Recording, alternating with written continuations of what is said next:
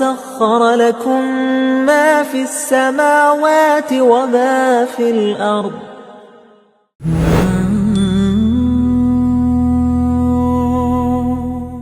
بسم اللہ والصلاۃ والسلام علی رسول اللہ وعلی آلہ وصحبہ ومن والہ وبعد۔ ناظرین، گزشتہ ایپیسوڈ میں ہم نے بات کی تھی کہ قربانی کن لوگوں کی اللہ قبول کرتا ہے، تو ہم نے اخلاص اور تقوی کا ذکر کیا تھا۔ آج ہم گفتگو کریں گے کہ کیسا جانور ہونا چاہیے جو اللہ قربانی میں قبول کرتے ہیں۔ تو ہم جب حدیث کے ذخیرے کو دیکھتے ہیں تو ہمیں معلوم ہوتا ہے کہ نبی کریم صلی اللہ علیہ وسلم نے ہمیں یہ تعلیم دی ہے کہ 7 قسم کے عیب جانور میں نہیں ہونے چاہیے۔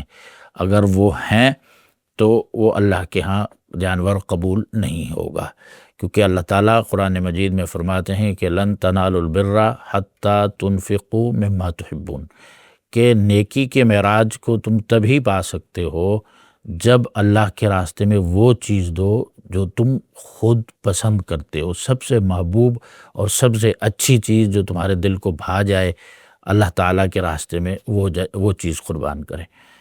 تو اب کون سے عیب ہیں جو اگر جانور میں ہوں تو اس کی قربانی نہیں ہوتی؟ ان میں سب سے پہلا عیب جو اللہ کے نبی صلی اللہ علیہ وسلم نے فرمایا کہ الاوراء البین اورھا، ایسا جانور جس میں کانا پن ہو اس کی ایک آنکھ میں اور وہ واضح ہو، تو آپ نے فرمایا اس جانور کی قربانی نہیں ہوتی۔ اسی طرح آپ نے فرمایا کہ المریضہ البین مرضھا، ایسا جانور جو بیمار ہو اور اس کی بیماری بھی بالکل واضح ہو، تو آپ نے فرمایا کہ ایسا جانور بھی اللہ کے راستے میں قربان نہیں کرنا چاہیے۔ اور اسی حدیث میں آپ صلی اللہ علیہ وسلم فرماتے ہیں کہ ایسا جانور جو لنگڑا ہو، البین ضلعھا، جس کا لنگڑا پن بالکل واضح ہو کہ وہ چل ہی نہ پا رہا ہو، تو آپ نے فرمایا کہ وہ بھی اللہ کے راستے میں قربان نہیں کرنا چاہیے۔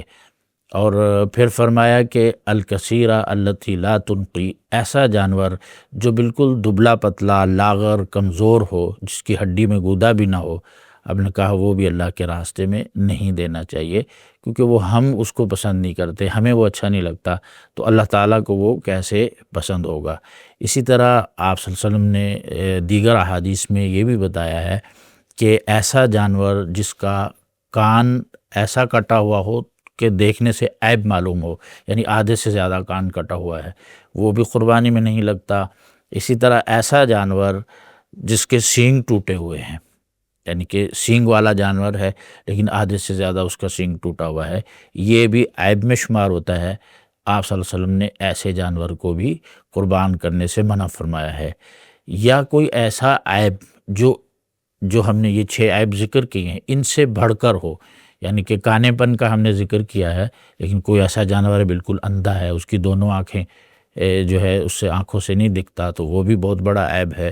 یا اس طرح کسی کی ٹانگ ٹوٹی ہوئی ہے تو وہ جانور بھی قربانی پر نہیں لگتا۔ یعنی کہ جو بھی بڑے سے بڑا عیب کہ جو لوگوں کے ہاں معروف ہو اور لوگ سمجھیں کہ یار یہ عیب ہے بہت بڑا، تو اس کو اللہ کے راستے پہ قربان نہیں کرنا چاہیے۔ تو لہذا اللہ کے راستے میں وہ چیز دینی چاہیے جو ہمیں سب سے محبوب لگے، سب سے اچھی اور ہمیں پسند ہو، ایسی چیز اللہ کے راستے میں قربان کرنی چاہیے، کیونکہ اللہ تعالیٰ فرماتے ہیں کہ تقوی کی معراج کو تم تبھی پا سکتے ہو جب اللہ کے راستے میں ایسی چیز قربان کرو جس کو تم خود جس سے محبت کرتے ہو، جو چیز تمہیں خود اچھی لگتی ہے۔ تو یہ چیز ہمیں اچھی نہیں لگتی، جس میں عیب ہو، تو وہ ظاہر سی بات ہے کہ اللہ تعالیٰ کے ہاں بھی قابل قبول نہیں ہوگی۔ تو اللہ تعالیٰ سے دعا ہے کہ اللہ تعالیٰ ہمیں قربانی کی بھی توفیق دے، اس میں اخلاص پیدا کرنے کی بھی توفیق دے، اور اللہ تعالیٰ ہمیں ایسے جانوروں کی قربانی سے بھی بچائے جس میں عیب ہو، لاغر پن ہو، یا جو اللہ کے نبی صلی اللہ علیہ وسلم نے عیب ذکر کیے ہیں اگر وہ عیب موجود ہیں تو اس کی ہمیں قربانی نہیں کرنی چاہیے۔ اللہ تعالیٰ ہمیں توفیق عطا فرمائے۔ انہ ولی ذلک والقادر علیہ۔ سبحان ربک رب العزت عما یصفون وسلام علی المرسلین والحمد للہ رب العالمین۔